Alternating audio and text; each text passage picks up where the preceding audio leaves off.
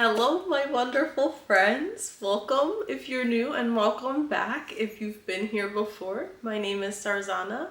Today I'm going to show you guys all of my 5-star reads for 2023. This year I had such a great time reading all these amazing books and I'm going to share some of them with you guys. So if I've read these books in a series, I'm only going to discuss one book out of the series, like my favorite one out of the entire series so far.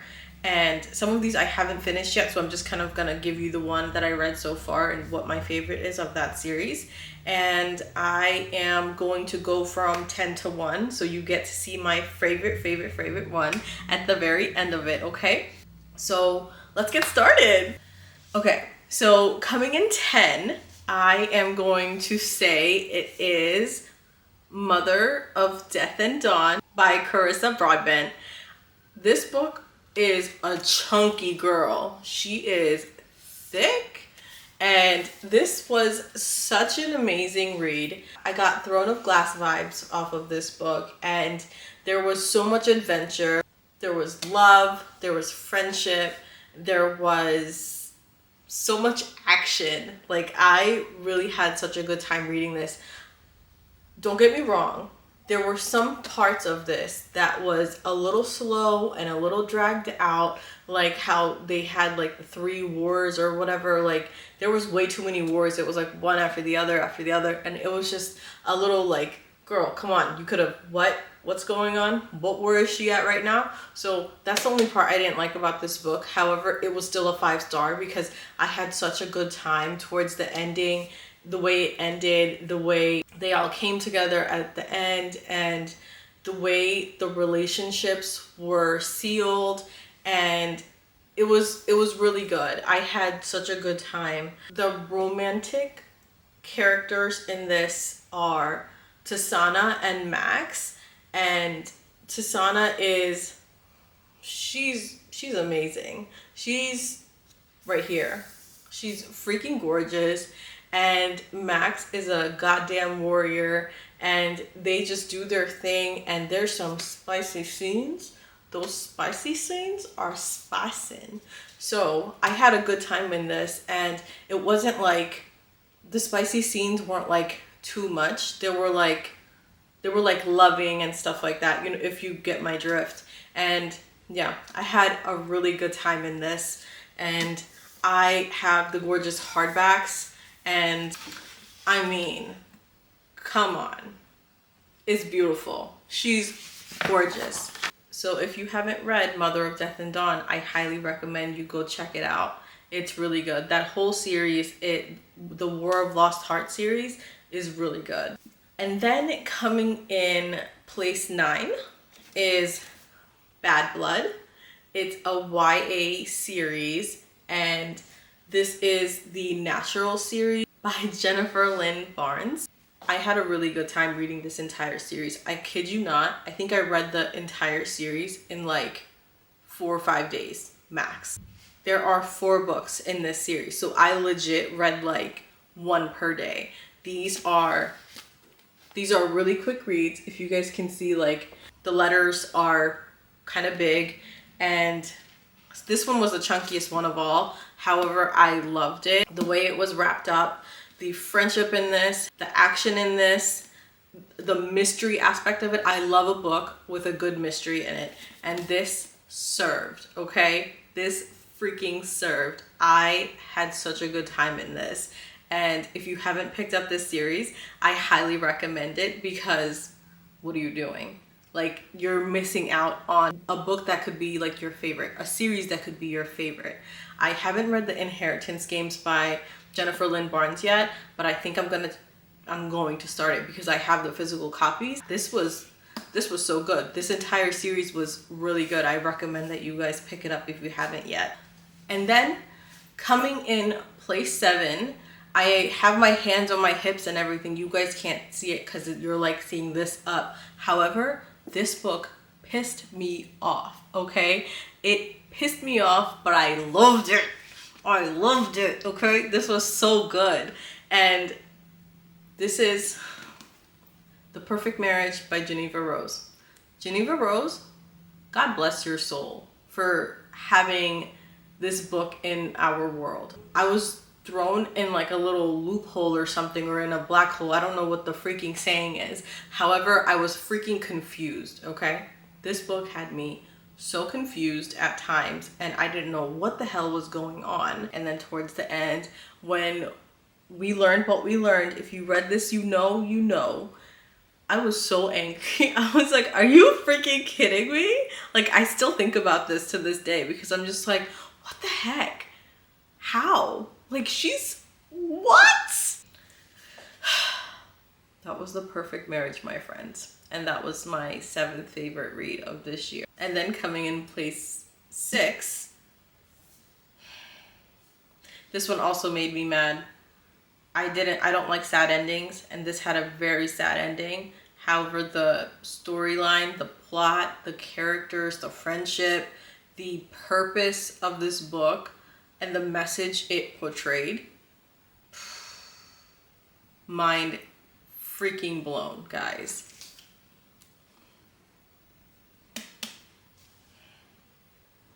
Let's have a moment of silence for this. I love you, but I hate you. R.F. Kuang, if you're watching this, why? Why did that have to happen in the end? I'm so sad for him. This book is about Robin and his friends. Robin is from Canton, and he is freaking brilliant. If you love learning about different cultures, if you love seeing how racism is played out, if you love seeing real world things, I would recommend you reading this. It was so eye-opening, and I'm an immigrant myself, and I've seen a lot of this stuff play out personally, but seeing it through someone else's eyes also is... This book hurt my heart, you guys. I cried at the end of this book, and I don't cry for books at all. Like, I rarely cry through books, but this book freaking made me cry, and I'm gonna cry just thinking about what happened to him right now. It was really sad, and I'm forever going to think about this book, to say the least. If you haven't picked it up, you should really pick it up. It's beautiful. R.F. Kuang's writing is phenomenal. The way she describes things, the way she goes into detail with things is amazing.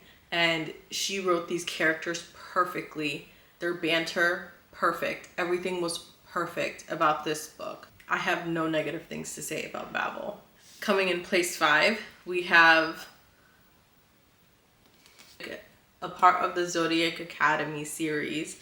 I read the 3rd book, The Reckoning by Carolyn Peckham and Susan Valenti. This book was so much fun. It was such a great time. I love the characters. I love the banter. I love the storyline, and it's just such a good time. It's like watching trash TV in a way, but like make it fae. Oh, does that make sense? But yeah, I haven't read any of the other books, like after this one, the 3rd one. I like refuse to pick up the rest because I'm scared it's going to freaking shatter me, and I don't want to be shattered because the last book hasn't come out yet. And the Twisted Sisters have said that book 8 was going to be the last one, but then it wasn't, and then they came out with an 8.5, and now they're coming out with the 9. So I'm going to wait until that one comes out and then binge the heck out of the rest of this series, because I don't like being heartbroken and suffering and thrown on the ground and having to freaking wait. I'm not doing it. But it's a great series. You guys should read it. And then coming in place 4, we have a billionaire brother. He owns a company sort of like Disney, and we have forced proximity. We have fake marriage. We have romance in Office Place, right? That's a trope, right? So I'm gonna give you guys a second to guess. Can you guess which one I'm talking about? I'll wait a second. Go ahead. Are you done guessing? Okay, so it is Terms and Conditions by Lauren Asher, and this is in the Dreamland Billionaire series. This book, so freaking good. I love Iris and I love Declan. The way they match each other is perfect. I love their banter. I really had such a good time reading this. I think I read this in like 2 days. And when I read books that fast, you better believe I had a great time. I have nothing but good things to say about it. This entire series is amazing. And then next, oh my goodness, this book has me swooning just thinking about it. My little slice of heaven is Dating Dr. Dill. This is coming in place 4. I absolutely love this book. Nisha Sharma did a phenomenal job writing this. The banter, the cultural insight, the friendship, the romance. Did I say romance? And the spice? Oh my goodness. The spice? You thought Mother of Death and Dawn was something, but this was really good. I had such a good time. I felt like it was a little piece of home because of the cultural references and hearing the Desi terms and the cultural clothing, the food, the aunties. If you're Desi, you know what I'm talking about. So this was amazing. This just, it will forever live in my heart. And right now I'm reading the second one, Tastes Like Shakkar, and Bunty and Bobby reminds me of Bunty and Bubbly. Their banter is just like from Bunty and Bubbly, the movie. And guys, it's so good. You guys need to pick both of them up. It's about to be a trilogy and I can't wait. Nisha Sharma, I freaking love you. Thank you for presenting this into our world. I am so thankful that I have an opportunity to read it. It was amazing. I have to do a reread of this because I can't stop thinking about it. So maybe sometime next year I'm gonna do a reread. We'll see. And then coming in third place, I talked about this in like 3 of my past videos. So you should already know which one I'm gonna talk about. But One Dark Window by Rachel Gillig. The lyrical writing, the romance, the found family, the friendship, everything about it was amazing. I am going to complain about my book buying ban because I can't get the second one and find out what happens in it. So I'm suffering and I have to wait. But this was amazing. And if you guys haven't picked this up, please go pick it up. It's beautifully written. Rachel Gillig is, I don't even know. Is this her first book? I have to check that out because if this is her first book, then oh my gosh, I can't wait to see what else she writes. Like, she's amazing. My second favorite book of this year. I joined the Brandon Sanderson wagon. Okay. Why was I waiting so long? You guys weren't gonna tell me how amazing he is. You guys weren't gonna tell me what the fudge? Like, I curse like a mother, okay? But like literally this book is 1,007 pages long and the writing is like ye small. It's so small. And this thing took me like, I don't know, it took me quite some time to finish this. And it's like a freaking, it's really heavy. I have the hardcover. And it was phenomenal. The storyline, the plot, the intricate writing, it was so detailed and he did such a good job explaining everything in this book and how things came together, the found friendship, the found family, I guess, almost, and how he had slavery played out, how he told us about their suffering. It was amazing. The magic system is so unique. So unique. I don't know where he comes up with this stuff, but my goodness. Perfection. And I think I told you guys, I don't know if next year I should keep reading the Stormlight Archives or if I should backtrack and read the Mistborn trilogy because I wanted to make more sense, because through like the first 300-400 pages of this book, I was lost. I was so confused. So we'll see what happens next year, but this was phenomenal. And then my top one favorite book this year in 2023 was the Mindf series. If you haven't read it yet, please look up the trigger warnings. This is not for everyone. It's very dark. It goes over some really heavy topics like non-consensual violence.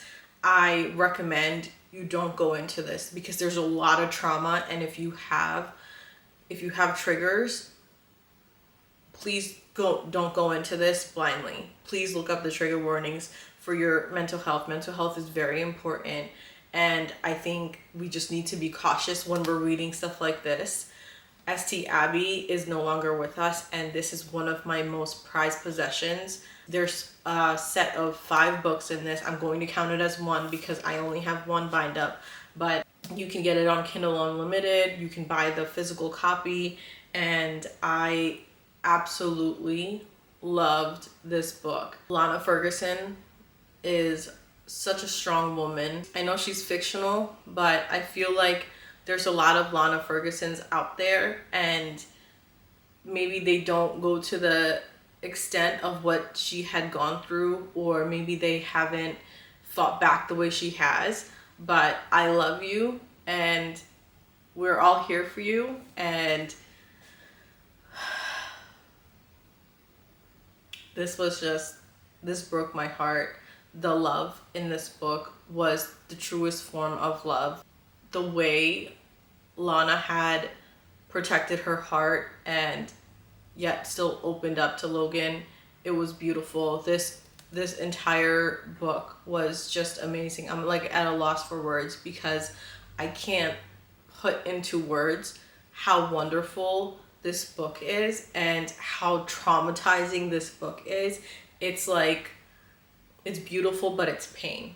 That's the only way that I can describe it. It was amazing. So that was all top 10 books, you guys. That is all I've got for you today. If you read any of these books, let me know which one was your favorite. Let me know if I convinced you to read any of these books. They're all very near and dear to my heart, and I can't wait to see what other books I get to read next year. I've had such an amazing time recording this video and talking about the books that I've read in 2023 and just kind of reminiscing about my experience with them. I definitely feel like I want to reread some of these books now because they were just like bangers, and I can't wait to reread some of these in the future. And if you guys have any recommendations from what you watched, let me know. As you can see, I am a diverse girly. I love reading a little bit of everything except for horror. I will not do horror. I'm sorry, but I'm squeamish from that stuff. I just can't do it.